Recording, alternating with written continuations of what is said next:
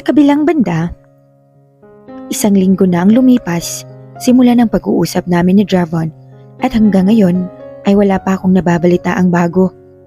I told Kevin to know more about that constellation organization but until now ay wala pa akong naririnig mula sa kanya. At sa isang linggo na iyon ay wala akong ibang ginawa kundi maghanap ng lead or clue sa Aris Mafia or that writer Cloud.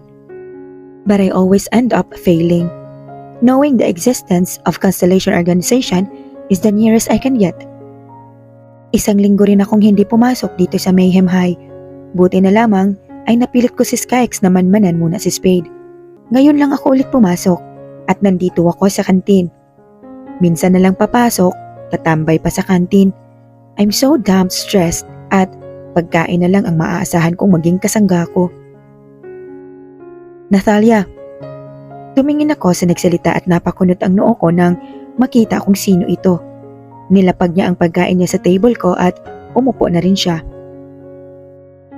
Sorry if I avoided you since that day. Nagigilty lang ako na nasaktan ka dahil sa kahinaan ko, she said while almost tearing up. I just looked coldly at her while my spoon is still on my mouth. Inalis ko ang kutsara sa pagkakasubo at sumandal sa upuan. Look, I don't care. I don't give a damn kung pansinin mo ako o hindi. You're not even my friend. I coldly told her. Nakita ko naman na pumatak ng tuluyan ang luha sa mga mata niya at yumuko siya. Ayos naman ako na wala siya.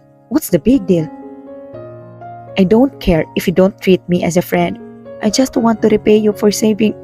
I cut her off at nilapag ang mga kutsara sa lamesa. I didn't do that to save you. I did that to save myself from further humiliation, I said. Pinunasan niya ang luha niya, ngumiti na parang walang nangyari. Told ya, nagdadrama lang siya. Really? I'm happy to hear that. At least, hindi na ako magigilty na nasaktan ka dahil sa akin, she said happily. Damn, mukhang nagkamali pa ako nang nasabi ah. She's back to her old self, yung madaldal at masiyahin. Ang dami niyang sinasabi na kesyo, feeling alone daw siya at namimiss niya ako. Ew, hindi ko na pinakinggan ang sinasabi niya, tinuloy na lamang ang pagkain ko. Next week ay foundation day ng school. Anong activities ang sasalihan mo? She looks excited while saying that. Wala, I boldly told her. What? Hindi pwedeng wala. I was shocked when she suddenly dragged me. What the hell? Can't you see I'm eating? Inis na sigaw ko sa kanya ngunit tuloy-tuloy lang siya. I have no choice but to follow her steps. At dito niya ako dinala sa loob ng gymnasium. Natatandaan ko ang madugong pangyayari dito kaya nakadagdag lamang iyon sa inis ko. Akala ko ay mapapalaban na naman ako pero puro tables at mga estudyanteng nakapila lamang ang nandito. They look so happy and excited at the same time. Registration ito para sa activity na sasalihan mo. Kada isang estudyante ay kailangan may at least isang activity. Bago pa niya matapos ang sasabihin niya, ay agad akong tumalikod at naglakad palabas ng gym. Nathalia naman! Hindi ka gagraduate dito kung hindi ka sasali sa activities. Rinig ko na sigaw niya habang humahabol sa akin. I don't care. Wala naman talaga sa plano na gagraduate ako eh. She clinged her arms into mine at hinatak ako pabalik sa loob ng gym pero hinahatak ko rin iyon sa kanya. Bale, naghahatakan kami ngayon dito ng kamay. Muntik na akong matumba nang bigla niyang bitawan ng kamay ko at tila nakakita ng multo dahil bigla siyang natulala. Damn, kahit anong pilit mo, hindi ako sasali dyan. Inis na sigaw ko at tumalikod na upang maglakad ng muli. Ngunit, pagkatalikod ko ay agad akong nabangga sa isang matigas na bagay. As far as I know, wala namang pader dito kanina. Napaatras ako dahil doon at na-realize na hindi pader ang nabangga ko kundi tao. Hindi lang basta tao, kundi nakakatakot na tao. He's looking coldly at me habang katabi niya ang apat na kaibigan niya. Nathalia, tara na. Sabi ko sa iyo magpalista na tayo eh. Natataranta na sabi ni Celestine at nagsimulang hatakin ako. Aalis na sana kami ni Celestine at nang may humatak sa kamay ko, dahilan para mahatak rin si Celestine. Where do you think you're going? I gulped when I heard Spade's cold and emotionless voice. Naramdaman ko rin ang panlalamig ng kamay ni Celestine. Ahem. Hi, Celestine. Celestine, right? Hayaan mo muna si Natalia dyan. Ako na sasama sa'yo. Napatingin ako kay Celestine at nakita ang pamumulan niya at tila hindi makapaniwala sa narinig niya.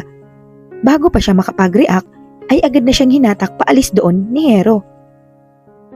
Natalia, hindi kasi pwedeng hindi sumali sa mga activities dito sa school eh. I heard Kenji said. Naramdaman ko na naman na binitawan ni Spade ang kamay ko dahil sa pagsasalita ni Kenji. Siguro ay iyon din ang sasabihin niya kaya't hindi na siya nagsalita pa.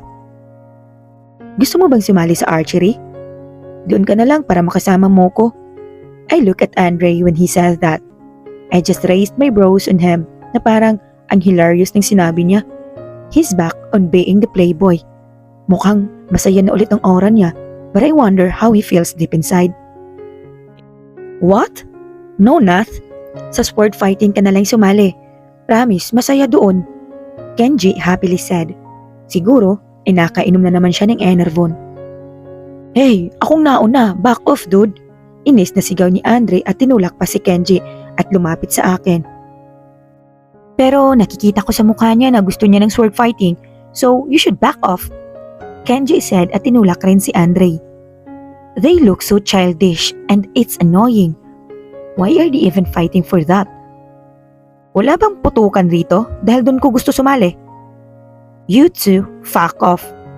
Napatingin kami kay Spade nang magsalita siya. Tila nabigla naman ang dalawa sa narinig nila at nagkatinginan sila. Anong sabi mo, Kenji? Gusto mo isama si Natalia?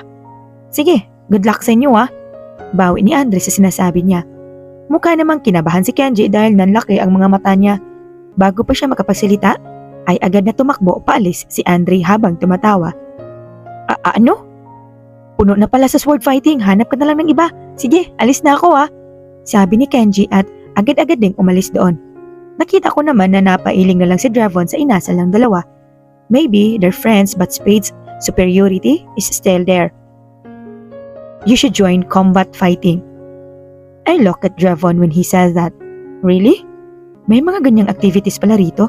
But that's not surprising at all dahil Mayhem High is a school for gangsters, mafia and elites. Suddenly, I got interested in that. That's a good idea. I answered and he just smirked. Yeah, I should go now. See you around? He said and left us. Nang ma-realize ko na kami na lamang dito, ay bumalik na naman ang kaba ko. I look at him and saw him staring at me. Let's talk. He said and left. Agad ko siyang sinundan dahil mukhang hindi maganda ang mood niya ngayon. Naglakad kami palabas ng gym at tinatahak ang daan papunta sa rooftop. Dumating kami sa rooftop pero nakatayo lang siya doon at nakalagay sa bulsa ang kanyang mga kamay. He looks so angry right now. Really angry. Why are you gone for 1 week? He said coldly. Agad akong kinabahan sa tono ng boses niya. He's really serious. I have some important matters to do, Mr. Knight. I said while looking on the floor. I just can't look at his cold gaze. It is as if I'll die the moment I look at his eyes. You ordered someone to look after me. Do you know I almost killed her? Agad bumilis ang tibok ng puso ko sa sinabi niya at agad na napatingin sa kanya. Nagsalubong ang mga mata namin and I can see how furious he is. I thought hindi niya malalaman dahil sa Skykes na ang pinakamagaling sa mafia when it comes to chances of being caught. Never in her life na nahuli siya ng taong sinusundan niya. She's like a wind when she moves. What happened to her? Kinakabahan na tanong ko. He just smirked at me and walked closer to me. Umatras ako ngunit tuloy-tuloy lang siya sa paglapit until I feel a cold and hard wall on my back. He continues to move closer hanggang sa ilang inch na lang ang lapit niya sa akin. She's being tortured to death right now. Tila binuhusan ako ng malamig na tubig sa sinabi niya. I can feel my heart racing. This is my fault. Sa sobrang abala ko kakahanap ng sagot sa mga tanong ko, ipinahamak ko si Skykes. I can see no emotion on his face. Tila wala lang sa kanyang salitang torture at death. No, ako na lang. This is my fault, Mr. Knight. I'm sorry. Please, let her go. I said with a pleading face. Hindi ko mapapatawad ang sarili ko kung may masasaktan ng dahil lamang sa akin. That's exactly what I told you, that love has no place in this mafia. He said while looking in my eyes. He lifted my chin hanggang sa nararamdaman ko na ang hininga niya. Whether it's a love for a friend, family, or a man, love will kill you. It will make you weak and eventually destroy everything in you. Don't let your stupid feelings ruin the mafia, he said at lumayo na sa akin. I don't know what should I say. Am I really being stupid for letting my past and love for my family haunt me? That I forgot my responsibility to the mafia. Sa isang linggo na nawala ako, maaaring madaming mangyari kay Spade pero hindi ko yun naisip at hindi ko rin naisip ang mangyayari kay Skykes. I'm too focused on my family's death. Nagsimula na siyang tumalikod at maglakad paalis. By the way, I'm just kidding. Your friend is fine, he said and continued to walk away. Napaupo na lamang ako sa kinatatayuan ko. As much as I want to punch him right now for making me worry, I can't because this is my fault. I should balance everything. Sa kabilang banda, bumalik ako sa gymnasium kung saan nagaganap ang registration. Umikot muna ako sa bawat table upang malaman ang mga activities na nandito. Kabilang sa mga activities ng school, ang sword fighting, archery, gun shooting, at combat fighting. Samantalang para sa mga hindi ganun kaaktibo sa pagkikipaglaban, meron ding mga sports tulad ng basketball, volleyball, badminton at iba pang simpleng sports. Sa mga hindi talaga active sa mga skilled activities, ay meron silang photography, essay writing at document writing para i-document ang kaganapan sa araw ng foundation. Naglakad ako sa table kung saan may pinakakonting nagpapalista. Sa combat fighting, lahat talagang pisikalan dito at katawan ang labanan. Isusulat ko na sana ang pangalan ko sa papel nang agad iyon inagaw ng isang staff na nakaupo doon. Kumunot ang kilay ko sa ginawa niya. Miss, sure ka ba? Combat fighting to miss, baka hindi mo nabasa. Sabi niya habang nakataas ang kilay at pinasadahan pa ako ng tingin mula taas hanggang baba. Give that to me. Stop wasting my time. Bored na sagot ko. Nagtataka man ay binigay niya pa rin ang papel. Nabasa kong pangalan na nandito ay puro lalaki, including Drevon and Spade. What the hell? What if makalaban ko sila? Shit, this is wrong move. Buburahin ko na sana ang pangalan ko nang inagaw na naman iyon ng staff. Wala nang bawian, miss, she said while smirking. Padabog kong linapag sa lamesa ang ballpen niya at umalis na sa lugar na iyon. Why do I always have a bad day in this school? Wala na atang araw na lumipas ang hindi ako naiirita sa mga tao rito.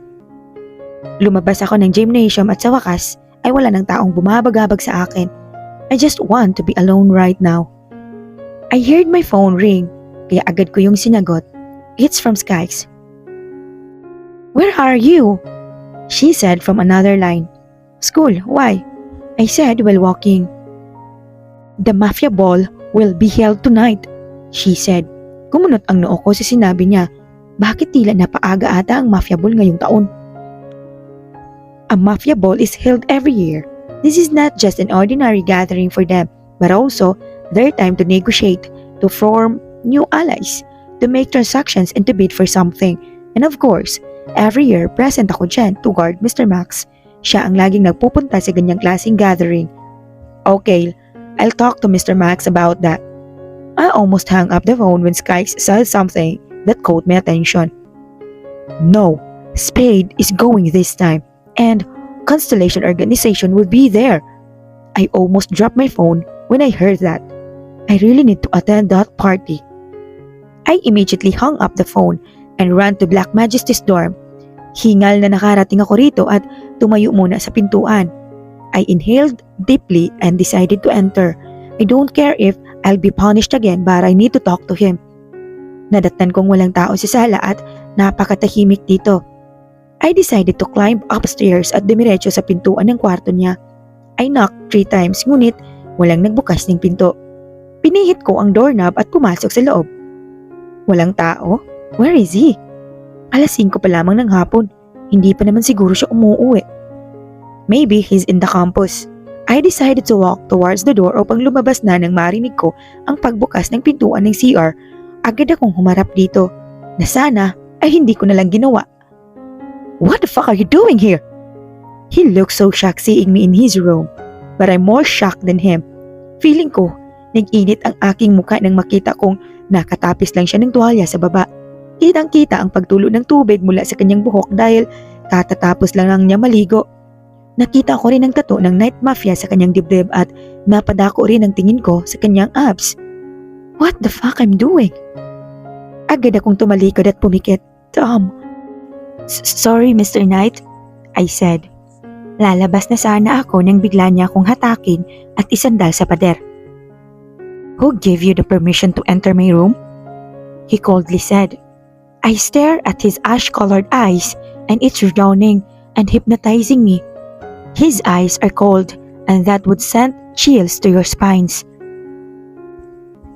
Wala ka bang planong isama ako sa mafia ball? Tanong ko sa kanya.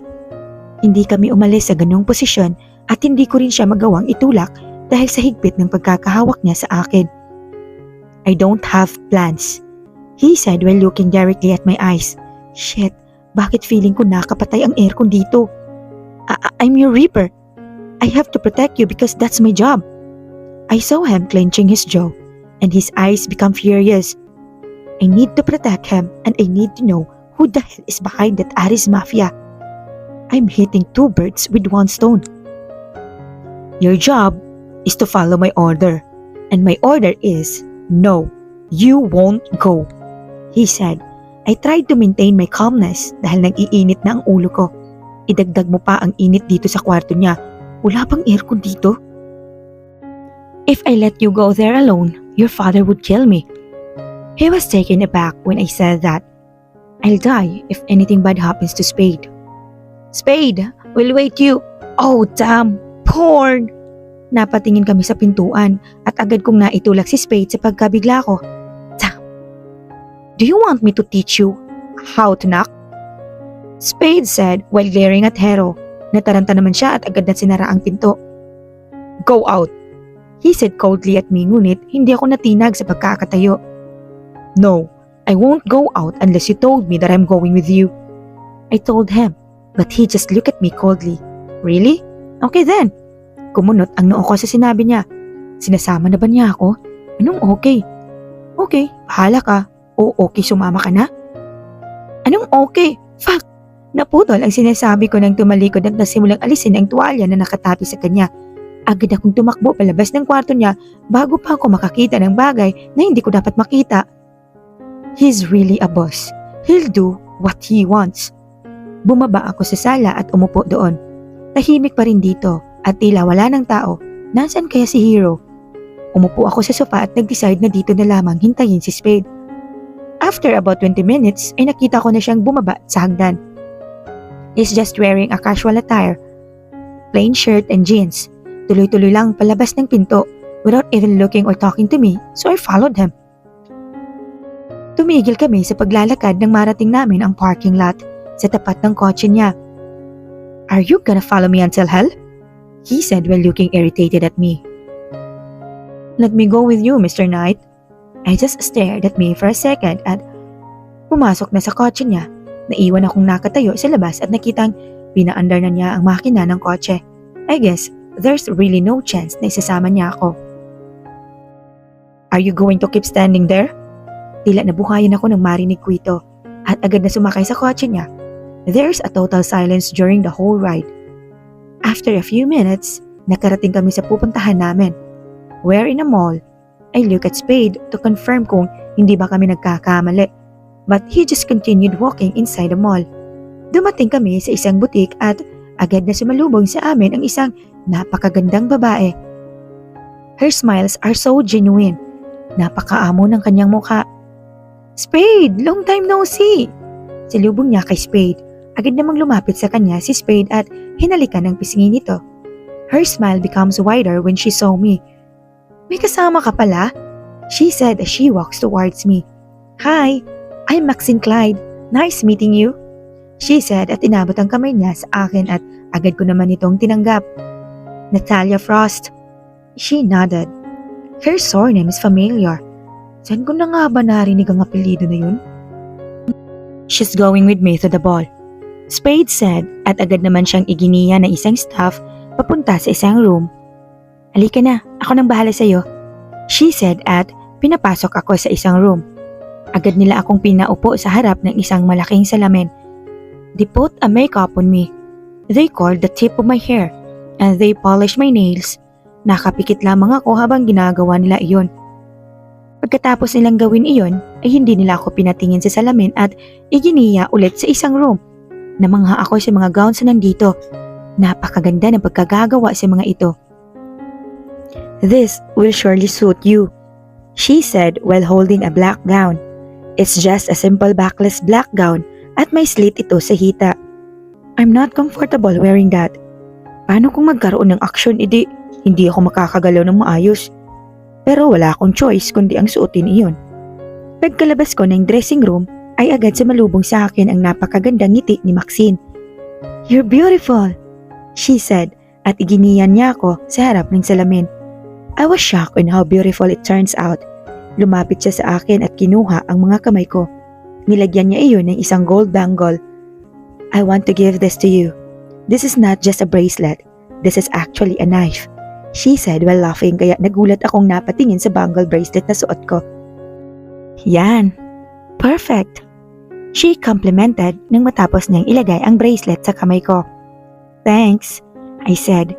Lumabas kami sa room at bumalik sa lobby na pinanggalingan namin at halos matapilok ako sa heels na suot ko nang makita ang 5 lalaki na nakaupo sa sofa. They're all wearing formal suits and they're undeniably handsome.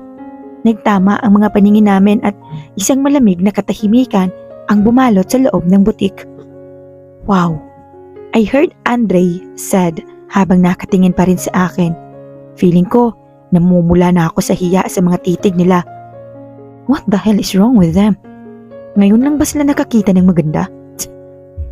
Girlfriend ko yan. Dagdag pa niya at lumapit sa akin at inakbayan ako.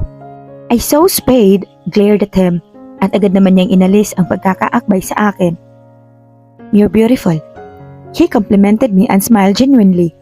Feeling ko, sisabog na ang mukha ko sa pamumula dahil ang awkward nito. Damn.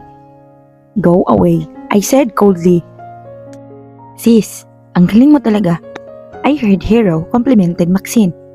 I looked at them and saw some resemblance on them. Now, I realize they're siblings. Nath, why are you here? Pupunta ka rin ba sa ball? Takang tanong ni Kenji. Yeah. I awkwardly answered because I can still feel someone staring at me. I know. She's beautiful, but quite staring at her. I looked at Maxine when she said that and saw her giggling. Tumingin ako sa sinabihan niya at nakita si Spade at Drevon. Nagtama ang paningin namin ni Drevon at agad siyang umiwas. I can see his ears turning red, while Spade is coldly staring at me. Well, ano bang bago? Let's go, he said coldly at agad naglakad palabas ng butik. We followed him until we arrived at the parking lot. Agad silang sumakay sa mga kotse nila kaya't pumasok na rin ako sa kotse ni Spade. Samantala, we arrived at the venue at talagang masasabi mo na talagang napakasosyal dito. Spade gave me an earpiece in case of emergency. Pagpasok pa lamang sa loob ay maririnig mo na ang ingay ng tao. Bawat tao ay may kausap. Aakalain mong isang simpleng social gathering lamang ito. May mga waiter na lumilibot sa bawat lamesa upang mag-serve ng drinks. We sit on one of VIP seats. I look at Black Majesty. I know why Spade and Drevon is here, but I just can't understand why Hero, Andre, and Kenji is here. Are they a part of a mafia too? Good evening everyone. Welcome to the annual Mafia Ball. Napatingin kami sa stage nang magsalita ang MC.